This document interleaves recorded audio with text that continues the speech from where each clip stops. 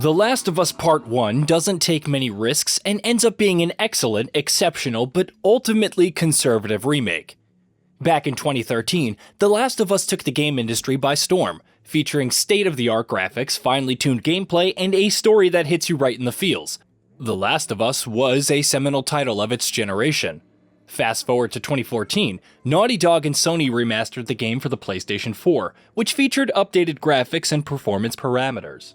Suffice to say, this was the best way to play the game back then. 8 years later, Naughty Dog and PlayStation, for some reason, decided to remake The Last of Us for PlayStation 5. Ever since the game's announcement, there has been a ton of discourse regarding the remake's existence and whether it was needed.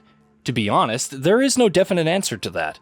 The dilemma of whether a product has any right to exist is something that comes down to each individual's opinion, and hence, I'm not going to debate the matter here, in my review. Firstly, let's address the elephant in the room. The Last of Us Part 1 is an extremely faithful remake of the original.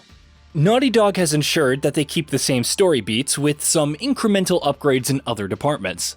The last couple of years have seen some pretty spectacular remakes like Resident Evil 2 and Final Fantasy VII Remake. Rather than staying absolutely true to the original game's vision, the developers consciously ensured that they were vastly different in terms of storytelling and gameplay mechanics compared. However, the enhancements those remakes brought forward cannot be compared with what Naughty Dog has done with The Last of Us Part 1.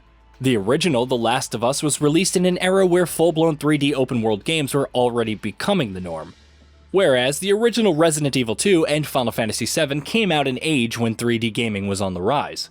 So to expect Naughty Dog to follow suit with what was done with those games is unreasonable in my opinion. Don't tell anybody about your condition.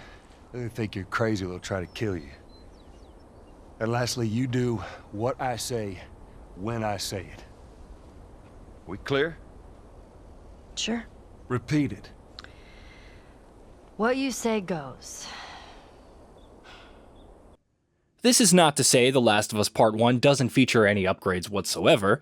The very first thing you will notice is how spectacular the game now looks on PlayStation 5. Built completely for the ground up for Sony's current generational console. The Last of Us Part 1 benefits from major improvements in the animation department.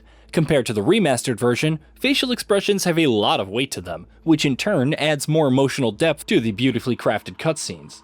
It's not a secret that The Last of Us features some of the most moving scenes in video game, and to see them redeveloped on the PS5 is a treat for the eyes. In-game animations like character movement and other actions also see a noticeable jump in quality over the original. Joel feels much more agile and natural to control, which in turn translates to better on-field combat and environmental interactions. Besides the upgrades to animations and character movement, The Last of Us Part 1 also features noticeable improvements to environments and world assets. The outdoor environments see a massive uptick in quality thanks to the increased foliage density and better texture quality.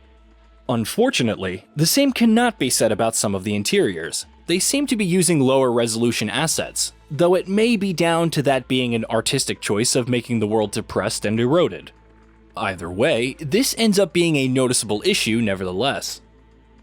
Well, then I'm staying. Ellie, we won't get another shot at this. Hey, we're smuggling her? There's a crew of Fireflies that'll meet you at the Capitol building.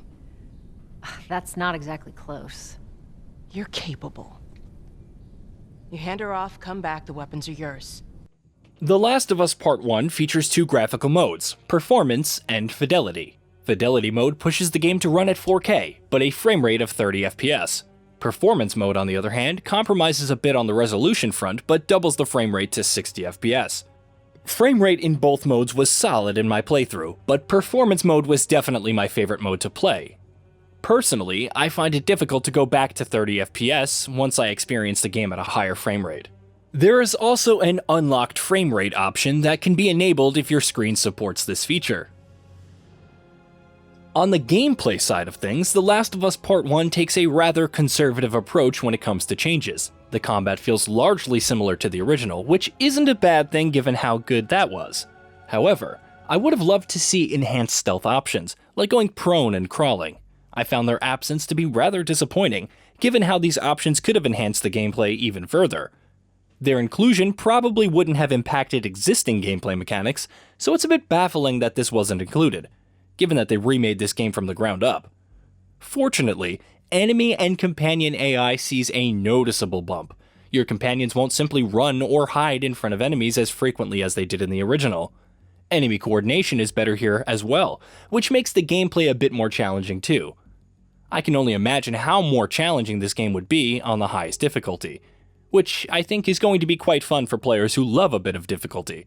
Besides these improvements, everything else remains the same as the original. You scavenge for resources, craft items, and find new weapons.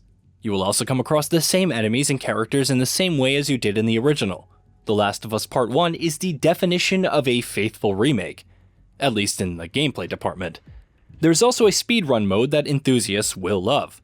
This feature tracks your current playtime per chapter along with the best time for that chapter.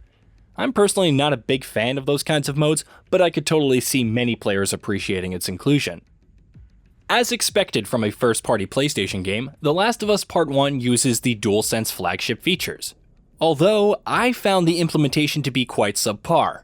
Of course, there is some resistance experienced in the triggers while using weapons like the bow, but for other weapons, I found the experience to be quite inconsistent. For example, when I'm using the shotgun, the haptic should respond in a way that passes the impact towards the player. I didn't find the implementation to be that impactful. Team Asobi and Astro's Playroom still take the cake as far as DualSense implementation is concerned. 9 years later, The Last of Us gameplay still holds up well, despite the fact that improvements could have been made. It's gory, visceral, and a ton of fun. The fact that the original was developed with such attention and care, and all of that has been faithfully brought over to the remake, is what makes it worth the experience all over again. You'll keep me afloat. Ellie! No time to argue. Ellie! Damn it! Ah!